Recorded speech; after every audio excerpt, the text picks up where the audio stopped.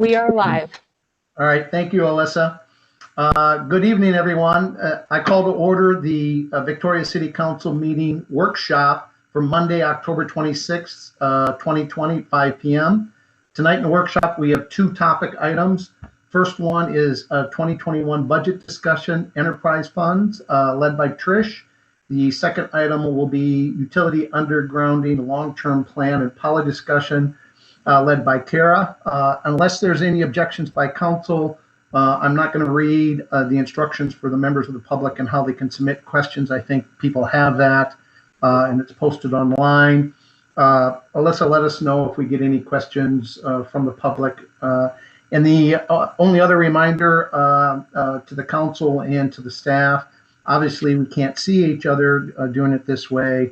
And so if you want the floor to be able to say something, please just, instead of raising your hands, just please say that you'd like a minute, and we'll take everybody in turn to make sure everybody gets a chance to speak. And then finally, for any votes that we need to do, because we're not there, we'll have to do roll call votes. So we'll do that like we've done that before.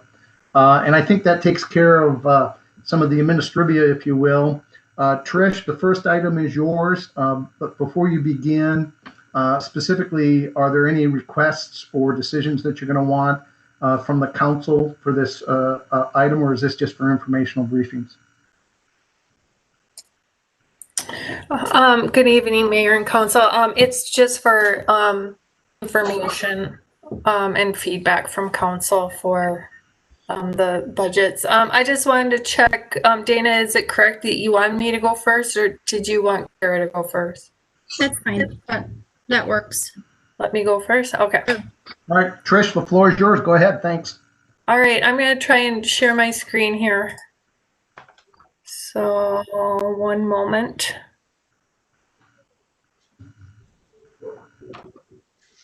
I think it might be this. Yeah, there we go. Can everybody see my screen yet? Yep. Yep. Okay, great, perfect. And I just want to say, just please shout out, let me know if you have questions along the way. We'll also have time for questions at the end, but if something comes up along the way, just feel free to interrupt so we can address it. Yeah, council, you don't have to ask for the floor. Just go ahead and speak up. I think that's probably going to be easiest. So go ahead, Trish. Okay, so the agenda tonight covers the 2021 enterprise funds, which include the recreation center, the water fund, sewer fund, and the stormwater fund.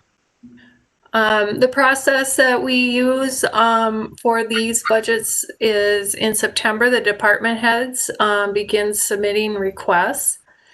And then now we are at the council budget workshop where we will look over what is preliminary at this point. And then in December is when the council will adopt these final enterprise fund budgets.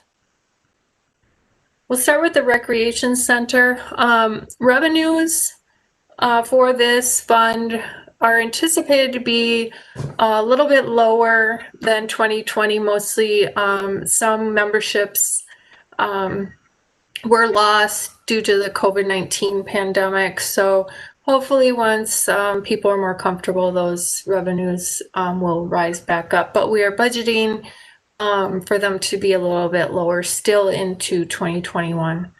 The lease revenue increases 2% annually every year. That's the lease that the city has with the school district, which is 51%, as the chart shows, of the overall revenues for the recreation center. Other revenue includes investments, so that we're just anticipating to be down a little bit with interest rates. Expenditures and transfers. Expenses are up about 2.3%, and most of that is due to the wages and benefits and some contractual services increases. Gym floor refinishing will be done in 2021.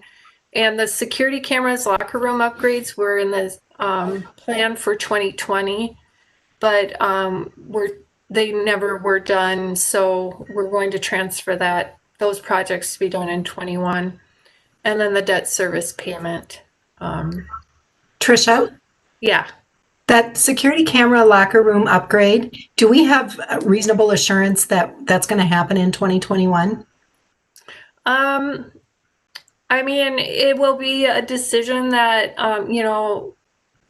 we will look at next year. I mean, because we did want to get them done in 20, but because of COVID and held back on doing some of these larger purchases.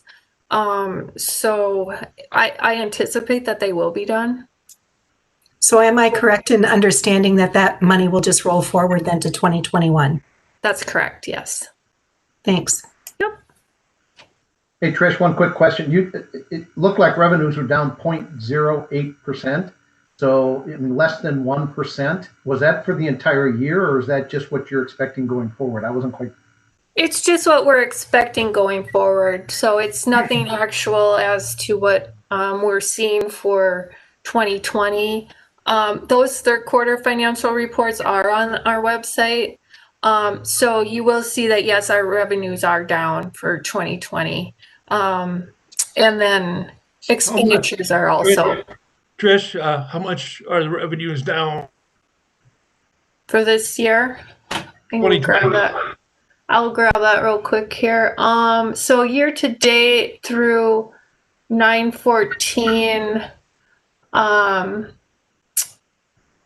we had anticipated $227,000 for charges for services for 2020, and we were only at about 112,000 through 9/14. So I mean, significantly less, because that's about half, and we should have been at about 3/4 of our revenue. This year, we're down 50%. Well, I would say we'll probably be closer to like 30%, because we still have 30%? revenues coming in. Okay, so if we're showing that we're going to be down a little bit in 2021. Mm-hmm. What percent is that again? It was it looked like about 30%. But the thing about the revenues for the rec center, when the revenues go down, so do the expenses, because a lot of those revenues we receive are through contracts. And so we're not paying out those contracts. So the revenue and expenses go hand in hand for a lot of it, which is why if we do shortfall on our revenues, we're shortfalling on our expenses as well. So The same percentages?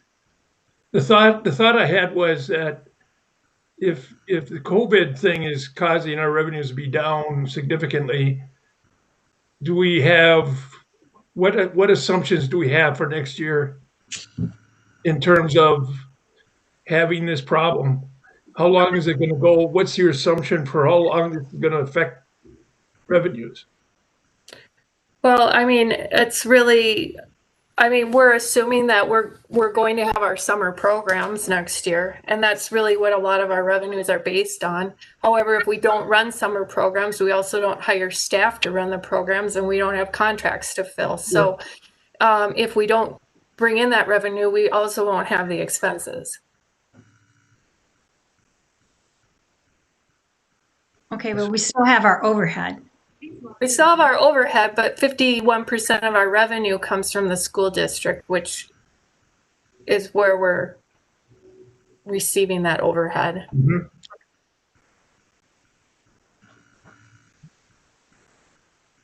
So at the end of 2021, I'm expecting that our fund balance will be around $916,000. Most of the fund balance decreases due to the capital outlay of the security cameras and the locker room upgrades. I think the bottom line here is we're in good shape. In actual dollars, we may be down 40,000 at the end of the year in dollars that we don't have. But given the overall budget, that's a very small part of the rec center budget. Right, because most of the budget comes through the school district. So, so the programs, again, you know, we budget for the programs to happen. We're hoping that we'll have summer programs, which is a large piece of the revenue. But we won't have contracts to fill if they don't run them. So I think we should be fine. Okay. Thanks, Trish. Yep. So the next fund is the water revenues. The operating revenues, for example, what we collect through our utility bills. So the consumption and the base charges that we're billing to our residents. So those revenues we're anticipating to be up slightly. Non-operating revenues, we're anticipating to be down slightly. Part of that is, again, investment dollars that we're just anticipating interest rates to be lower. We're not proposing any water rate changes for 21. The rate study implementation is planned for 22. For the expenses, there are some capital outlay projects that may be happening in the South area extension. Well, number 5, that's all going to be development driven, but we will put that in there again for 21 in case that is something that we end up doing. Water tower painting. Right now, that's just an estimate at this point. That is being reviewed. So, but we have it in here in case that is a project that we end up with. And then water fund expenses overall is down 6.2% from 2020. Hey, Trish, just real quick, that water tower painting seems to be an awful lot of money just to paint the water tower. Is that based on past experience, or is that simply just what it takes? It really is that expensive? Kara might be able to answer that question. Is Kara on yet? If not, Yep. I'm here. Mayor, members of the City Council, that is in there as a placeholder. We did get some information late last week that tells us that we think that number is high and it's looking favorable, like we might be able to wait a couple years to do that. But Dave is still confirming that, but that was the preliminary news we heard late last week. So, but how high? we heard more like 500,000 from a particular consultant that the city works with. So that estimate is it's 900,000 more than what we're hearing now. Yeah, just from a different set of people we asked. So we're still. What'll end up happening next year, I anticipate, is that an official inspection will be done and then an official estimate provided. Got it. So we have plenty of funds here to do that because we've been putting money into that fund for so long. So we don't have any concerns as far as well number 5 or some of the South Area extension. The capital is there. So Mayor, to answer that question is we were planning to do some bonding if, the well 5 and the South Area water extension were to move forward. So, so some of the revenue that would pay for some of this capital outlay would come through bonding. So if we did just water tower painting, we wouldn't need to do any bonding. It would just be if we had all 3 of these items move forward. So we have fund balance to cover for parts of these projects, but not all of it. Oh, what is the fund balance? Do you know off the top of your head? So the fund balance, I'm anticipating to be at 1.3 million at the end of 2021. So that's if all those projects were to go, and then we did our bonding as well. And the bond proceeds we would anticipate to be about 1.9. So it basically would cover that the well project and the South Area Extension project. All right, got it. Thanks. Mhm. Trish, Kara, Yes. curious, we've drilled a number of test wells down in that south area. Are those dollars included in that 570? I think each test well is ballpark around 50,000. Are we going to drill more? And where do those dollars come from? To answer the part about where the dollars coming from, yes, those are coming out of the water fund currently. We haven't done any type of borrowing for any of that project. It's all been cash. And how many more are we anticipating drilling? At this point, we're thinking that it doesn't make a whole lot more sense to keep drilling holes at $50,000-$60,000 a pop. So we're working on revisiting what our strategy should be for wells and the water system with the information that we have available for us today. Right now, we're thinking that well 5 would be best located within the properties that are proposed for development. So somewhat of a development driven timeline right now.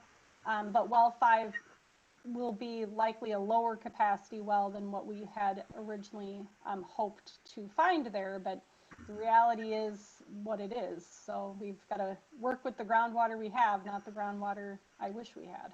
Okay. The bottom line is we didn't get a well that produced the flow we wanted. So instead of one well, we may end up with a couple, 2 or potentially even 3 smaller wells. Correct. On the plus side, though, well 2.5 did end up producing quite a bit more water than we anticipated. So we're also just remodeling things to see if that changes the recommendations at all with the fact that we found more there than we thought we would. So. Got it. Thanks. Thank you. Are there any additional questions on the water fund? Okay. No, Right, we'll move on to sewer. So the sewer fund revenues, again, the operating revenues come from the amount that we bill to residents on their quarterly utility bills. We're proposing a 2% increase, which is what we've done over the past few years, which would then increase the consumption piece from $2.55 to $2.60 per 1,000 gallon, and then the base fee up from 2% to $37.17 per quarter. Again, the rate study was complete and implementation is planned for 22. On the expenses side, most of the expenses for the sewer fund come through the Met Council fees. Overall, the sewer expenses are 3.9% lower from 2020, partially due to the Met Council did not increase fees for 21, and it actually resulted in a decrease overall for Victoria because of the size of the district, and they didn't raise fees, so there was just more homes to spread the fees that they had among. So we actually ended up with about, let me see, it was about 2.7%, about $17,000 less for 21. So that was good news. And then the capital outlay that we have planned, again, would be that development-driven South Area. And I know I had water main extension, but that's sewer, sorry. And then there is a sewer truck replacement, a televising unit with a trailer that is in capital CIP, and then if there's any oversizing that needs to be done through the development side. We're anticipating a fund balance at the end of year of 1.9 million. There would be some bonding if that south area sewer extension were to move forward. Everything else would be paid by cash. Any questions on the sewer fund? No. And then the stormwater fund, operating revenues will be up about 10.8%. That's due to a rate increase, $2 per quarter, which is what we have been doing the past few years as well. There is a rate study that's currently in progress that Karen and I are going to review with you in the next couple weeks. And that implementation would be planned for 2022 as well. And expenses are primarily contractual services, which covers stormwater management and pond cleaning and maintenance.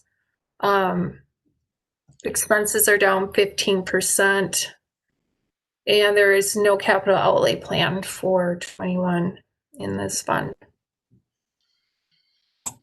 So are you saying that, this is Judy, are you saying that there's no ponds that need any type of work on them for 2021? Kara can probably chime in on that. If I unmute myself. I'm not specifically aware of what Dave might have planned for this year. Generally, they'll conduct inspections and conduct maintenance based on those inspections. And about 20% of the system is inspected annually. So within that contractual services budget, they typically do some cleanup, but we don't have a specific pond project plan for dredging yet. We have some analysis going on related to some additional work that Minnehaha Creek Watershed District is doing on our behalf relative to the grant funds that we had available to us. We haven't spent 100% of those grant funds, so we're in the design phase for some additional work related to that, but that'll come back to the council sometime soon here. Okay, thanks. What's driving the 15% reduction for next year? So the only reason that I'm showing it lower is what we've been doing is we take a 3-year average. And so looking at the past years and what we've spent, that was just an average. So it's basically close to the same amount of contractual services, but we did lower wages and benefits a little bit. And that sometimes happens with just what Public Works is coding their time to. Sometimes they'll spend more time in stormwater department, and sometimes they're spending more in water. So we kind of take an average of 3 years, and that's just kind of where it landed. So that 15% isn't like a ton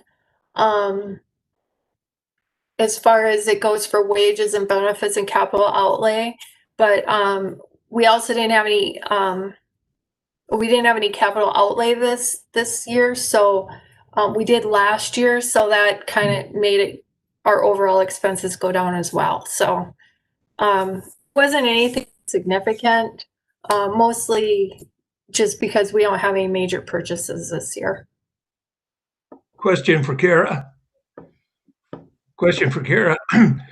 When will the city have a organized maintenance schedule for the ponds? So there's some kind of systematic review of the ponds, when they're inspected, how many of the ponds are expected to need some work, and how many will need dredging? If we don't have that, do we? So when is that going to happen? We have 80 some ponds. So what we do right now is 20% of the city's ponds are inspected annually. And they're inspected for things like, condition of the outlet of the pond, condition of vegetation, and those things. The bigger question that continues to linger around is that assessment for pond dredging that we've talked about. So we are operating under an expired NPDES permit that expired in 2019. We are told that the PCA will be giving us a new permit next month. Finally, they've been late and they shifted the time frame a little bit due to COVID. So we're going to be getting our new permit, which is a 5-year permit cycle here in the next month. And then we'll have about 6 months where we have to figure out what our plan is associated with that permit.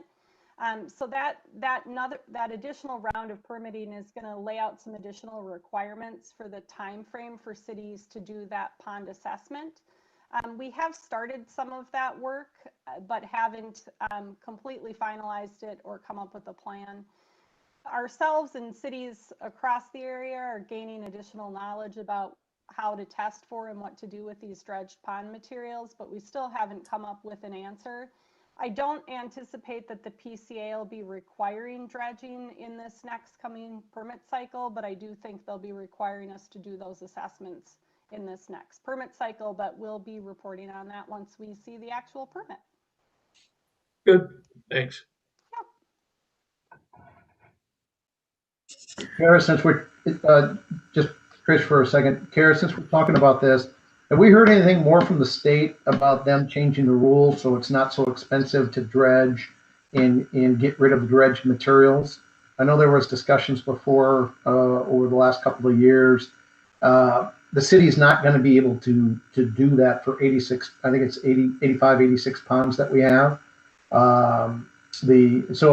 Last I heard, the state was looking at, and this is not unique to Victoria, but every city has the same issue. So is the state going to change the rules to make it so it's more cost effective? Because at, $250,000 per pond, that's a huge burden. At last report, there's still research and analysis going on for how to dispose of the dredged materials that hit a certain contamination level. So what we're finding is not necessarily every pond has that same level of contamination. So when we did the Swiss Mountain pond dredging a couple years ago, we had very little that we needed to dispose of that was level 3. So that was good news. But it does vary by pond. So the state is continuing with various research exercises in terms of finding solutions for that. I do think a lot of people are finding that they're trying to avoid dredging the level 3 contaminants at this time, unless it's a situation where they absolutely have to do it. It's complicated, but no great answers yet, but they're continuing to work on it. And we've been talking about it for about 15 years now, it feels like. So Do we know? So we'll have an answer in another 15 years? I think so. I have a question. Do we know what is causing the level 3 contamination?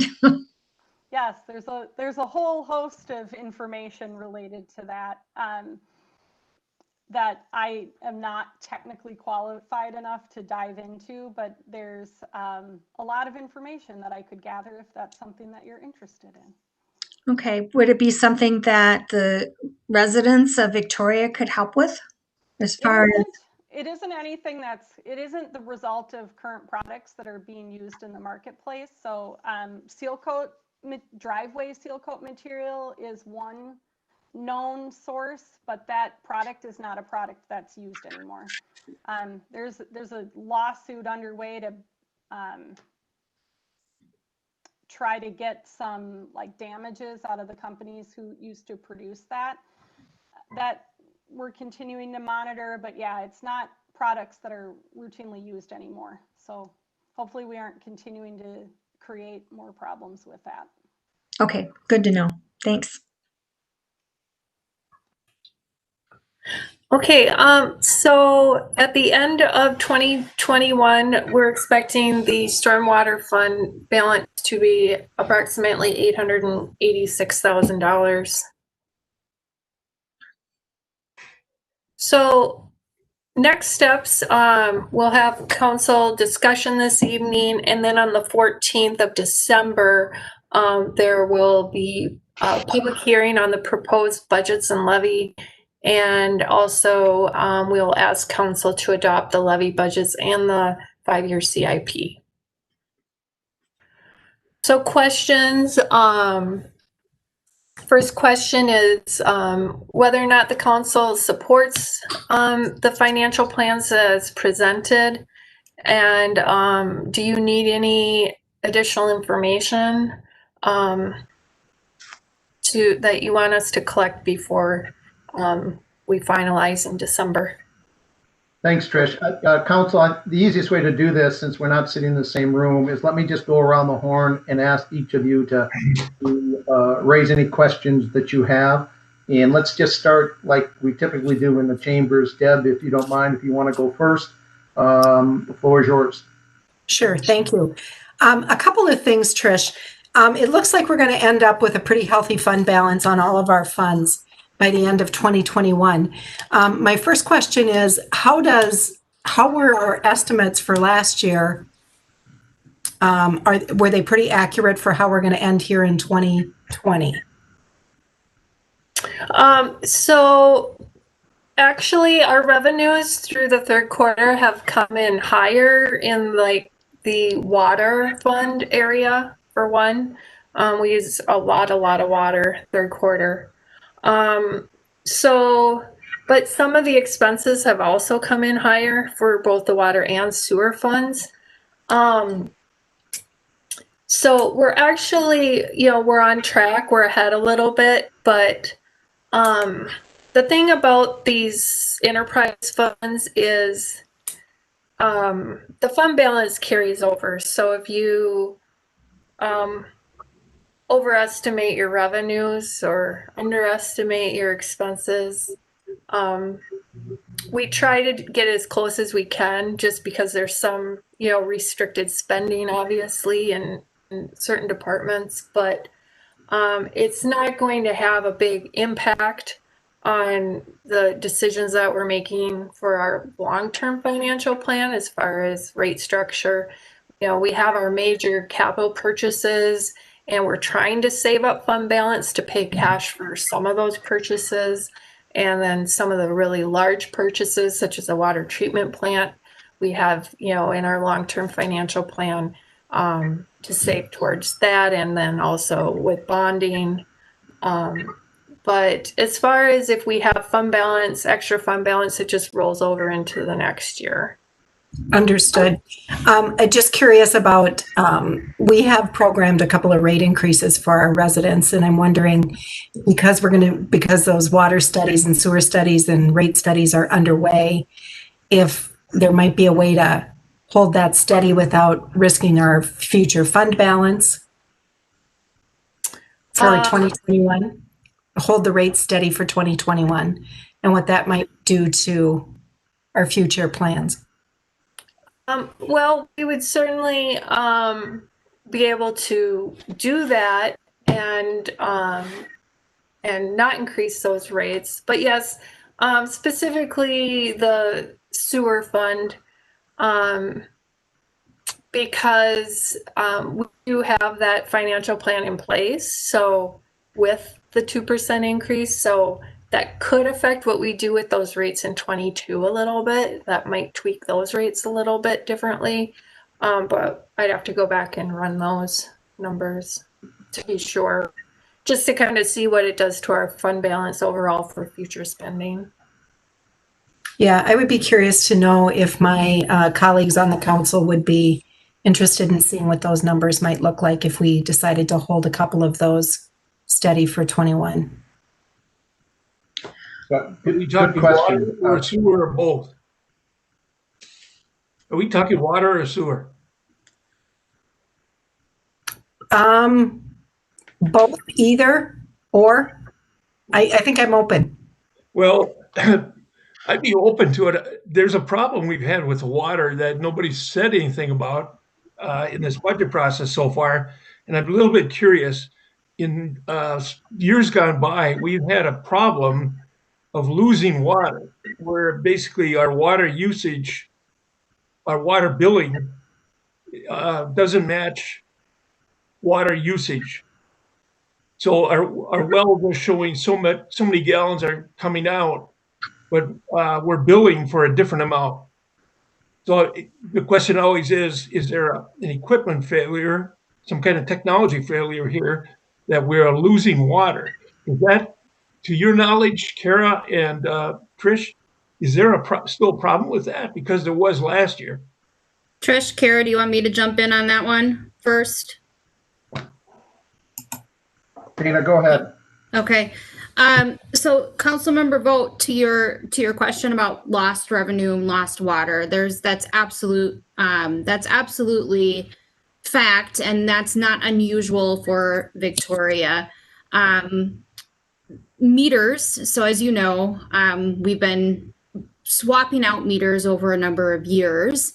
And as meters age, they slow down, water meters. As they age, they slow down in how they function. So they're not necessarily capturing all the water that's flowing through those meters. And so there's always a little bit of lost revenue with especially as meters age. And so Trish will have I think she's got a better idea of exactly the age of our meters, but that's something that Public Work Director Dave Shoger and Trish and I have been meeting on regularly to look at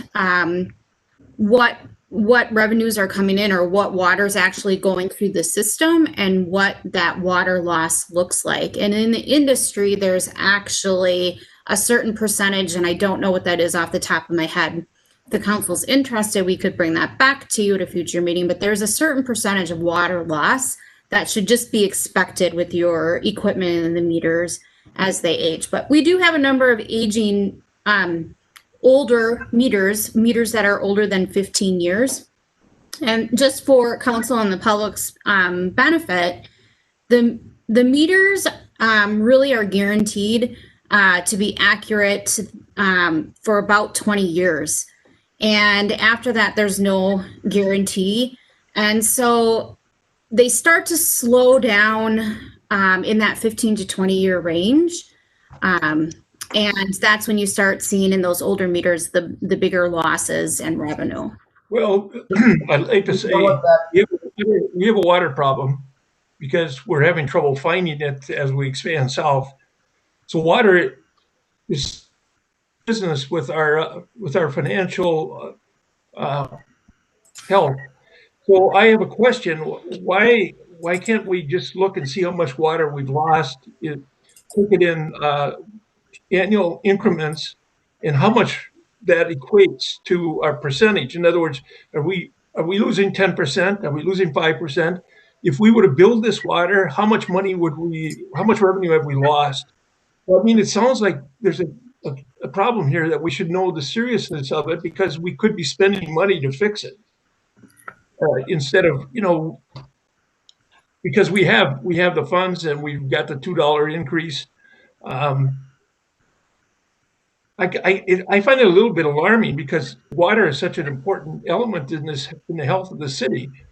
And you say everybody has a problem, but does our problem exceed the average, the norm?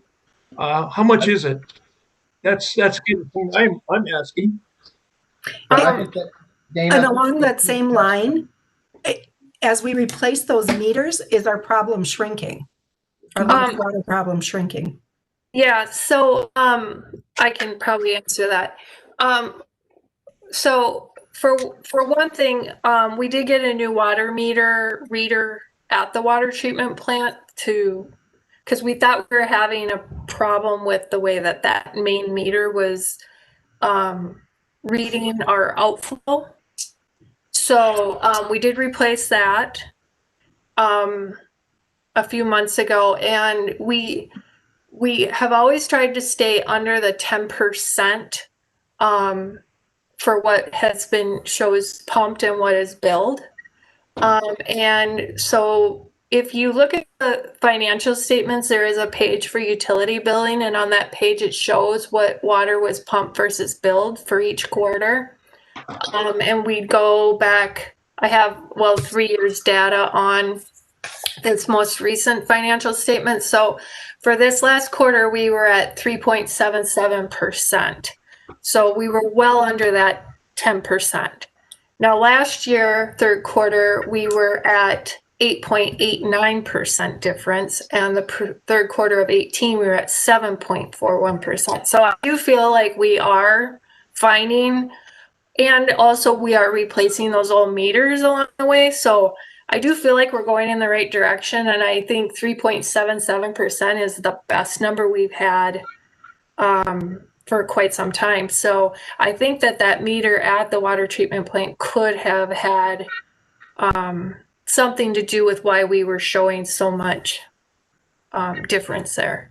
Thanks, Trish.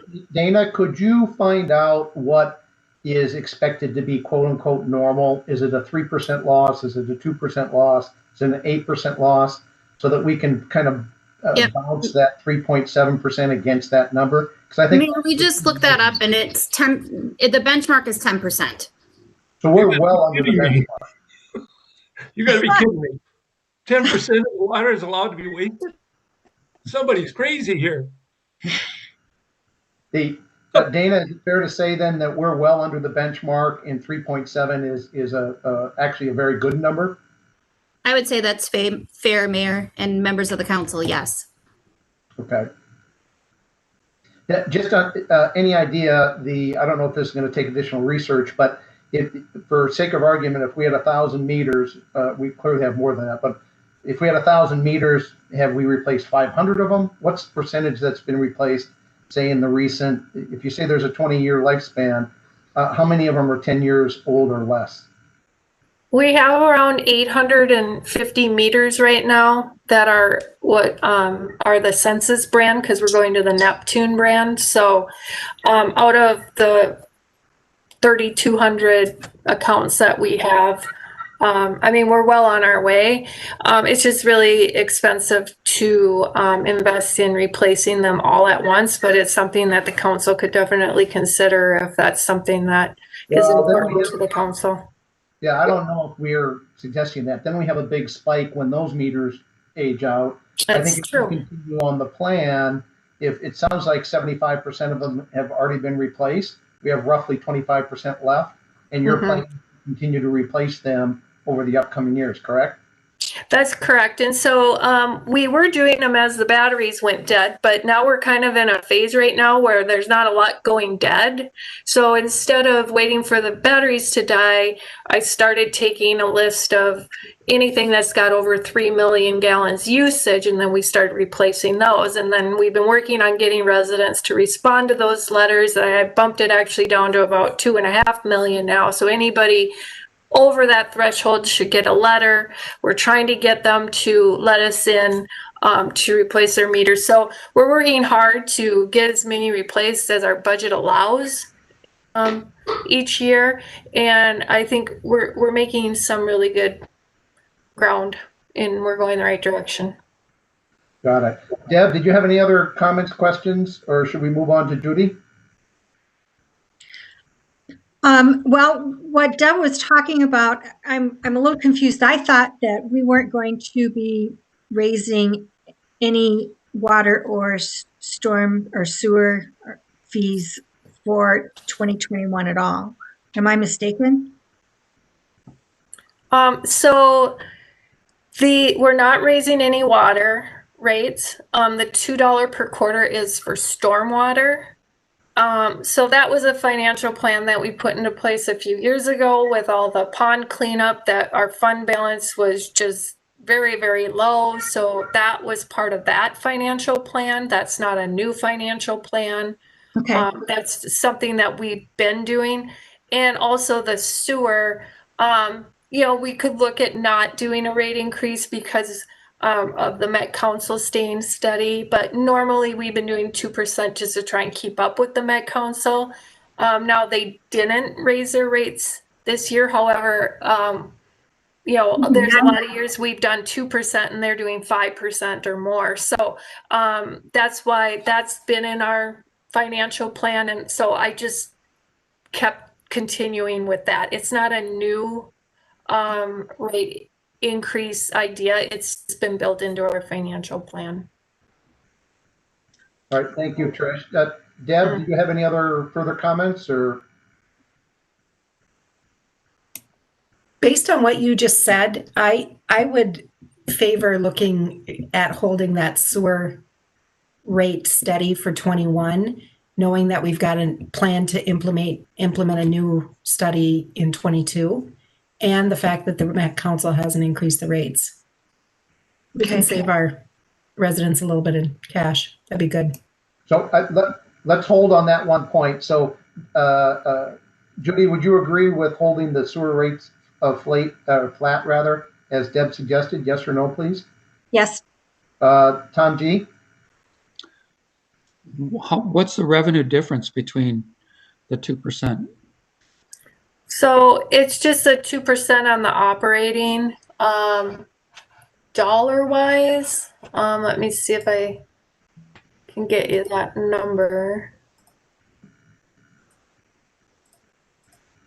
I mean, our sewer rates are really only going up about 55,000 annual. So that's the budget dollar amount. It's what I have in there. So if we hold it flat, you're saying that 55,000 wouldn't come in? Yeah, because part of the budget so overall I have a 5.1% increase, but part of that is due to increase in number of homes. So I have an increase in number of homes, and then I have the 2% overall. So it's not significant. Got it. Tom V, yes or no on holding the sewer rate flat for 2021? It sounds like a good idea. I'm confused on the numbers. So the 2% equates to 55,000 revenues? Or yeah, so I have proposed 1.123 million for 21, and in 20 we had 1,068,000, yes. And so it comes to about $55,000 in increased revenue. So when was the last time you saw the Met Council not increase rates? Don't remember a day since I've been here 8 years. So it's likely that in 2000, next year, they're going to increase our rates. That would be a very good guess, yes. They're probably going to make up for not increasing them this year. I would be very willing to bet that. I'd say, well, it's a nice to not bother people with a $2 increase every quarter on their water bill, on their sewer bill. You know, I think we've got all kinds of things, reasons to be prudent about this. For 55,000, I go either way.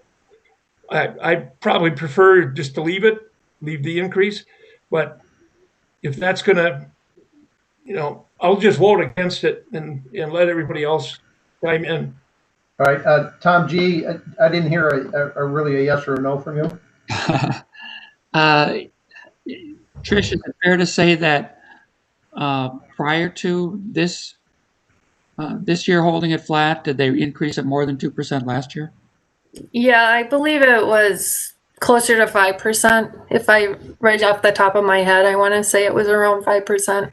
So the 2% increase this year is just a bit of a catch up from last year. Right, that'd be fair to say. I think so. I think I'd be willing to leave it in the budget at 2%. Okay. I'm actually inclined to agree with Deb. If the Met Council didn't go up this year, and given COVID, and there's a lot of people in Victoria that it doesn't matter one way or the other, but there's others that it does affect them. So if we didn't get a bump this year, and we don't have any significant outlays, at least in terms of, Trish, what you're saying, the 55,000, if we didn't get that, you don't see a significant impact on the budget. Accurate statement? That's correct, Mayor. Yeah, given that, I would suggest that, and this, I do believe that Tom Vogt is right in that we need to do it year over year and build up that reserve. But under this year's unique circumstances, I would agree with Deb and Judy and say, let's not do the 2% increase this year just because of COVID, but let's not stop doing it year over year as we go forward. I agree. Okay, so it sounds like three of us agree for this year and this year only. Okay. Okay, anybody, council, anyone else have anything to add on this? Or or if you have other questions or discussions you want to engage with Trish on? I have one quick question, Mayor. So is it also the wishes of the council that we don't increase the stormwater rate, the $2 per quarter as well? I didn't know. I think it was just what we were talking about was just the sewer rate. Just sewer. So stormwater is okay to leave the increase, the $2. Yeah, I don't want to put words in Deb's mouth, but I didn't hear Deb ask about that. Deb, do you want to bring that up? I think given the challenges and the unpredictability of what we are expecting with that stormwater, I think we got to leave that with those dredging ponds. I think we should leave that. Okay, thank you. Yeah, I agree as well. All right. Judy, do you have any other further questions or follow-up? No, that pretty much handled it. Tom G? Nope, I'm good. Tom V? I'm good, and I agree that we should leave the stormwater $2 in the budget. Yes. Yeah, any questions I have been answered. I also agree with the stormwater. So I think, Trish, is that everything that you need from the council? It is. Thank you, Mayor. Yep. Is there any final comments from anybody on the council? If not, does this wrap up 2.1 and we can move on to the underground? Okay, I think that's wrapped up. So next up, we've got item 2.2 for the workshop, utility undergrounding, long-term plan and policy discussion. Kara, I think you're going to lead this discussion. Is that correct? That's the plan, Mayor. I'm at least gonna get us kicked off here. So, right. By the way, really quick, Kara, I don't know if it's just me. It's a little hard to hear you. Is anybody else having that problem? It's soft. let me just see if I can turn myself up quick. My volumes, yeah. How's that? It sounds the same. Man. Just scream. I'll talk really loud. And I'll keep it short. All right, now I gotta share the right screen. Just 1 second.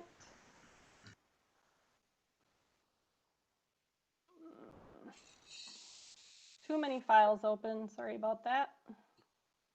Need to get the right one.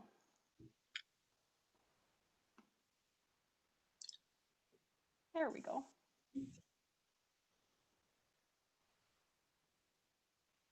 All right. I assume you're seeing my screen now. Yes. Yes. Okay. Kara, just one last, just a thought. Alyssa, is it possible on the city's end to be able to turn up Kara's volume? Mayor, we do not have that ability. Okay, all right, thanks. Sorry, go ahead, Kara. All right, I will try to talk loudly, but others can hop in then. My presentation's fairly short here. So back in 2016, Xcel Energy approached the city to do some pretty significant upgrades to the power system, which was good news because we were having issues, particularly in the north part of the city with power outages. But they constructed a new substation on the south side of the city and then ran new utility lines, proposed to run new overhead utility lines up County Road 11 to Highway 5, and then either along 86th Street or County Road 18 to Bavaria, and then Bavaria up to Highway 5. These would have been all new overhead distribution lines that residents were pretty concerned about the prospect of having new overhead power lines. Some of these corridors didn't currently have overhead power either, so that would have been a visual change as well. After a bunch of discussion, the city council implemented a franchise fee to pay the cost difference between the cost for Xcel to install the lines overhead versus installing them underground. The franchise fee was also used for some burying of some Xcel lines in the Rose Street parking lot, as well as the Steiger Lake Lane project east of City Hall to Enke. For both of those projects, the existing overhead power lines were impacted by the construction. So under our right-of-way ordinance, they are obligated to relocate to accommodate our construction. But in the situation with Xcel Energy, we are obligated to pay the cost difference between overhead and undergrounding.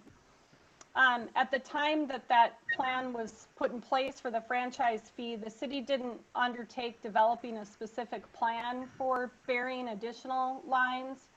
And I would just note that in the last 10 years, staff isn't aware of any requests to bury overhead power lines. In the 2000s, when we were doing street reconstruction projects, it would come up occasionally, but nothing recent, or at least in the last 10 years. Included in your packet is just a map that we put together that just highlights the corridors throughout the city that currently have overhead utility lines. Now, this was a visual collection of data. We didn't go through and specifically identify what was an Xcel line versus a Minnesota Valley line. CenturyLink has overhead facilities, so does Mediacom. So that isn't differentiated on this graphic, but you can get an idea that generally it's the major transportation corridors that have overhead power. There are a couple of older neighborhoods that still have some overhead. So the Zumbra neighborhood, the Hartwood neighborhood, and then a little bit in the old part of Victoria, as well as the Auburn neighborhood. Otherwise, we're generally talking about those major transportation corridors.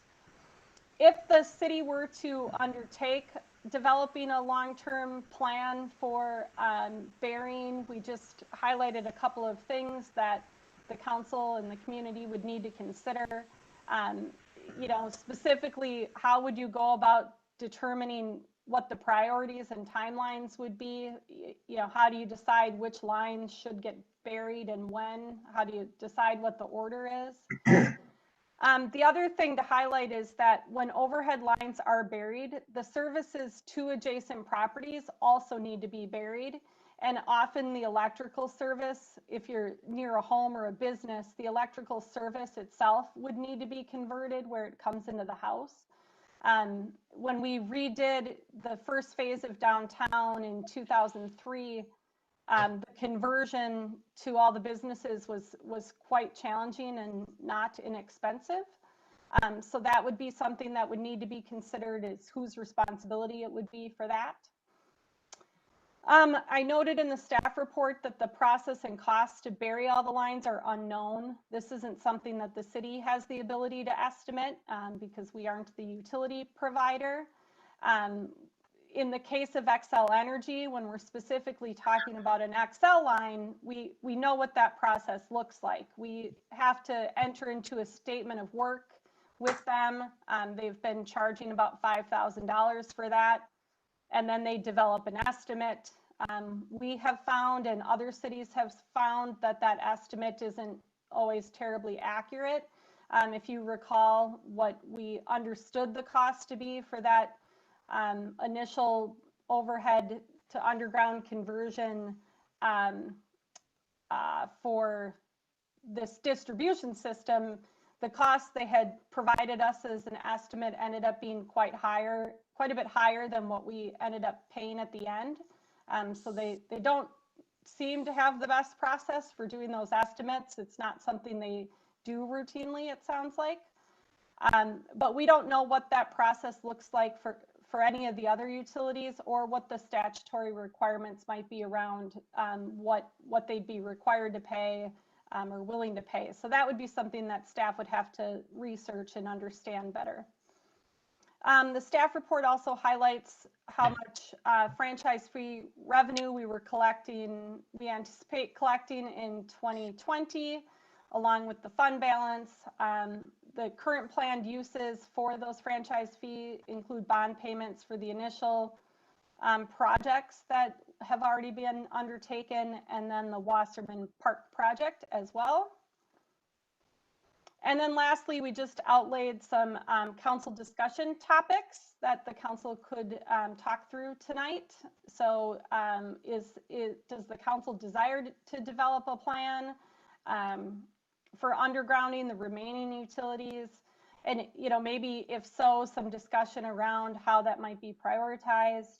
But if so, does the council wish to continue to use franchise fees for that? And once the projects are complete, does the council wish to sunset the franchise fee or identify other uses?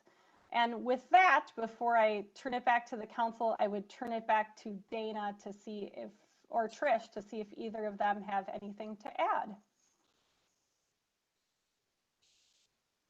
Nothing from Trish. Dana, anything to add?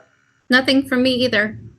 So Kara, one quick question. I know there were problems with electrical outages on a, I don't know if frequent basis is precise or accurate enough in the northern part of the city. Are we still having problems up there, or was that just an aberration? So anecdotally, I haven't gotten any complaints since these 2016 upgrades were completed. Adding that substation and the additional lines created redundancy in the system. So before, if let's say a power line was down for some reason, it could be down between here and Eden Prairie, and it would knock out that part of the city. Where now with the new substation in place, that doesn't happen. Trish, do you have any specific information relative to the lift stations? Because that was one way we always knew it was a problem. We had a lot of lift station outages in the north part of the city that we would have to deal with. Have you heard anything, Trish? You know, there's been a lot less outages. We, you know, we used to get all the time, like you were saying, and now, yeah, it's nothing like it used to be. I would say it's just very few and far in between. All right, so it sounds like, from what I'm hearing then, the substation solved the majority of the issue, and we haven't heard anything from residents as far as requests for this or problems with their electrical service going out on a routine basis or a regular basis.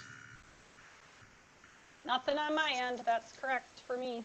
Got it. All right. So, Deb, I started with you last time. Why don't we start this one with Judy? You want to go ahead and talk to the points that Kara has on the up on the screen there? Yes. I don't know if anyone's reached out to you, but they have reached out to me. I've had a few emails since I've been in office asking about undergrounding. So I think reaching out to the community to see exactly who is interested in undergrounding would be a first step before we decided on something like this. Were they from specific parts of the city or? I remember one was over by Bavaria. They were saying part of it was undergrounded and the rest of it wasn't. And another one was over, I think it was in the older neighborhood, where they were talking about it as well. What older neighborhood do you know? I think over by the fire station, 78th Street, around in there. Isn't that, where is this? Narcissus? Yeah, over in the neighborhood with all the flower names. Okay. Yeah, I believe that, and part of Bavaria. Those were the two or three that I remember. This was a while back when we were talking about using franchise fees for the park. So what I'm hearing you say is go out to the public, ask the questions. What do you think we should do with this? Sunset it, use it, bury some lines. Well, they want to use that. I don't believe that we should sunset it. I believe that this is an awesome tool to be using for other things, rather than having to increase levies on property owners. This is a way for us to do projects like road projects, parks, trails, that we need extra income for. And this is a way for everybody to chip in instead of just the homeowners all the time. So I'm not one for wanting to sunset this. But I do want to know about the undergrounding from the residents if that's something that they want us to pursue. Got it. Tom, anything else? No. Tom G? And I'm kind of curious, is our electrical system built on a grid system? And if one grid goes down, do we have enough redundancy in the system to cover those grids? And I was curious for Councilmember Black, were the people that were looking for undergrounding, was it purely cosmetic or were there other reasons? They didn't say. I'm thinking cosmetic. Okay. So, about the grid system, and it sounds like we've fixed outages to a certain extent, which is a good thing. But is there a grid system? How does it work? I am not in a position to do a good job of doing service to how the system works. The only reason I had background information from that past project was we spent a whole bunch of time with Excel because we wanted to be convinced that having all these new lines would be a benefit to the city in the first place. So I learned a lot about the Excel electrical system then.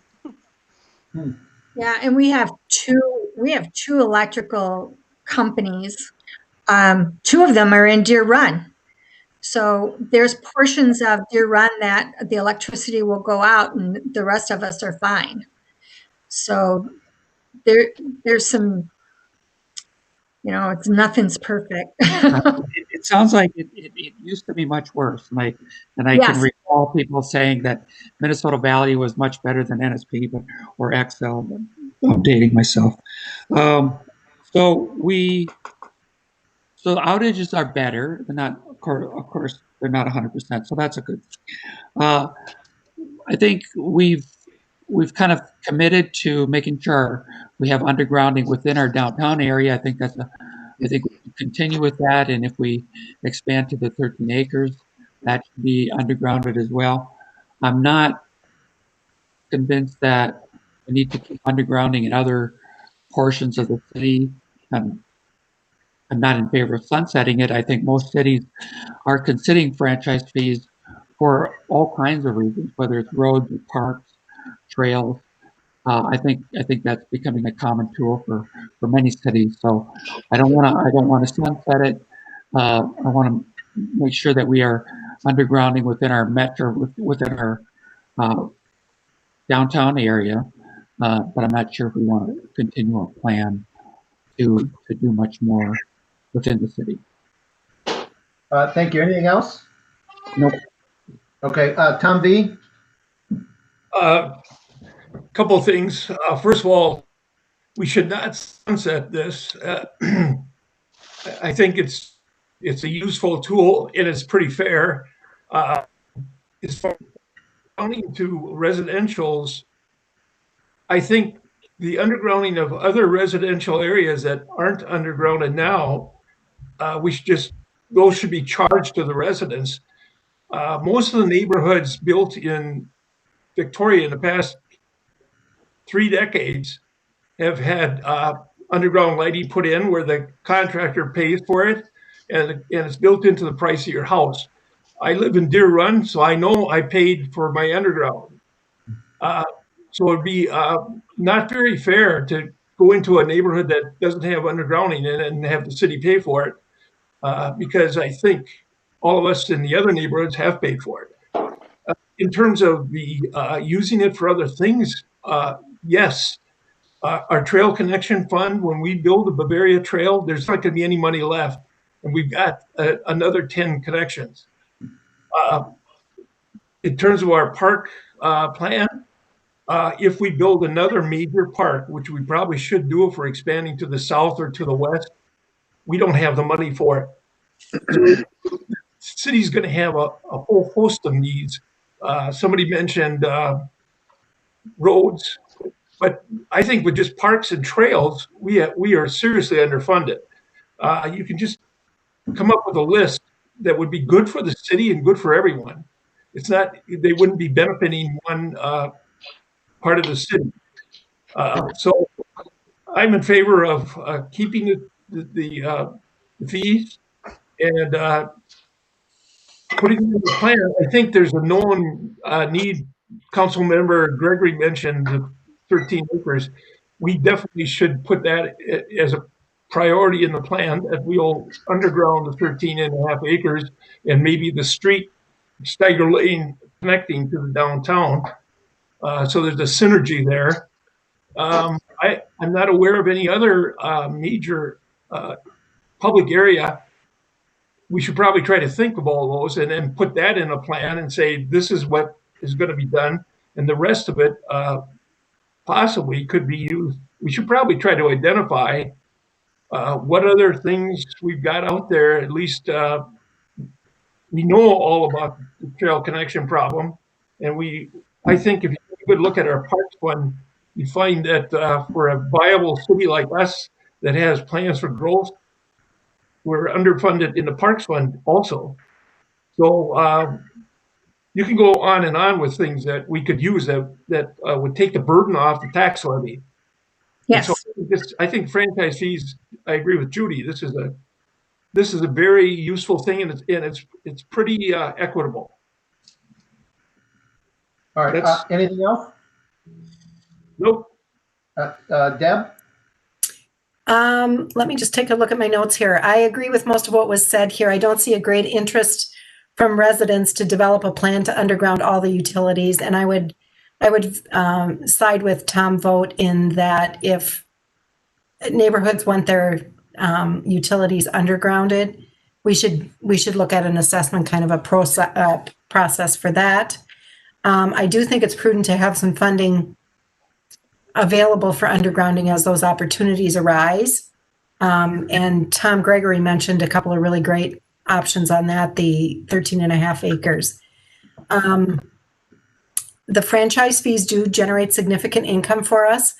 And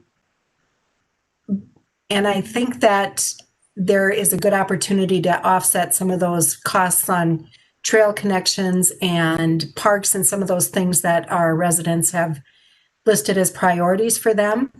But I would favor setting some kind of policy around how we determine what that money is used for. I feel really uncomfortable just leaving it out there as kind of a slush fund to tap into whenever we see a project that we think might work. So I would favor putting some kind of a policy around what we're going to use those franchise fees for. I think it also provides some transparency and clarity for our residents as well. Anything, Deb? Deb, do you think that this would be something that would be good at the, when we do our strategic plan? Oh, to develop a policy? Yeah, I mean, I defer to Dana and what she thinks is a good idea around when we would do this, but I think it's something we should do. It's kind of been sitting out there for a while. We know it's useful, but I really want to put some boundaries on it. All right. Anything else, Deb? Nope, that's it. Thank you. All right. Thank you. I agree with most of the comments I heard, but I think we have to be crystal clear as far as letting the public know this was created specifically to underground, and the bulk of that work is done. Yes, there'll be projects coming out in the future that'll be undergrounding, which is exactly what the public was told when this was created. But we're also diverting money to do other things, to Deb's point about a slush fund. So I just think that we have to be crystal clear with the public and let them know that the initial purpose when this was created, we've pretty much crossed that off the list, and to make sure that they understand that the council's considering using it the other way. And it does allow us to keep the tax levy down, but let's not kid ourselves. It's still a tax. The residents are still paying for it, right? If we got rid of it, you could always increase the tax levy and get revenues that way, right? Now, I'm not saying that we do get rid of it. All the work's been created to put this in place. So I don't mind keeping it, and I wouldn't be opposed to doing that. The only question is I want to make sure how this works. If we were to do something in a tax levy, that's based on the value of the home, which clearly residents pay different amounts based on the value of their own individual homes. Is this franchise fee, everybody pays the same flat amount? Is that correct, Trish? Well, right now. Yes, Mayor, that's correct. Everybody pays the same amount except for businesses pay a different premium. I believe businesses are $10 per connection and residents are $3. Right, but that's always typical. The commercial typically pays more. So bottom line is I'm not suggesting that we get rid of this. I'm suggesting that we make sure the public knows that the original purpose has pretty much been done. There'll still be some undergrounding like the 13.5 acres in the future. And I think Councilmember Vogt is right. I don't know if decades is the right way to describe it, but for a long time, the trails and the parks haven't been funded to the extent that they needed. And we saw some of that with this council over the last couple of years, even the estimates for Bavaria. So I think we do keep it and we earmark it, if you will, towards those kind of unfunded requirements, and we kind of start to close that funding gap. And I think the right way to do it is exactly what Deb suggested, is the next council looks at this as part of their strategic planning, develop a policy, and get that out in front of the public so that the public, there's no bait and switch here, right? I don't think that's been going on. I think it has been very transparent where we've diverted some of those funds. The public has had the opportunity to weigh in, and quite frankly, I haven't heard anybody complain about using some of these franchise funds for some of the trail work that we've done. So, and everybody's contributing to it, so it makes sense to contribute to the trails because everybody can use the trails. So I think it's fair and equitable. With that, it sounds like there's I think the approach, and council jump in if this is not accurate, I think the approach is for the next council to look at this as a strategic planning session, develop a policy around it, make sure it's communicated to the public, but keep this in place and come up with a policy to better define how it's going to be used going forward. Council, quickly, is that an accurate summary? Deb? Sorry, yes. Okay, Judy, is that an accurate summary? Yes. Tom G? Perfect. Very good, Mayor. Yeah, Tom V? Yes. Okay, perfect. Trish, Kara, Dana, does that give you guys what you need? It's we're clear on this end. So Yep. we're going to add this on our note to bring this forward as part of the strategic planning session, the next one, which will take place in late winter, early spring, like March-ish next year. So we'll have that down. And what I've got noted here is to talk about a draft policy. And I just jotted down some notes that I was hearing. Broad public benefit, unfunded needs, funding gaps on capital projects identified as a priority by the council. So we would develop a policy with criteria and information around those things. So we'll bring it back. Great. All right. So before we close out the workshop, council, any final thoughts or comments? None. Dana, anything from you or the staff? Nothing from staff at this time, Mayor. Thank you. Okay, before we do the roll call vote to end the workshop, for the public, as soon as we end that, we'll probably just mute ourselves and then we'll start the council meeting here in a few minutes. We've got just a few minute delay. So with that, can I get a motion, please, from the council to adjourn the workshop? Motion to adjourn this workshop. Thank you from Councilmember Vogt. Can I get a second, please? Second, Second, was that you, Deb? Judy. Judy, I'm sorry. Thank you. Second from Judy. Roll call vote. Deb? Aye. Judy? Aye. Tom G? Aye. Tom V? Aye. Mayor votes aye also. So thank you, everyone. We are adjourned. We'll start the council meeting in about 5 minutes.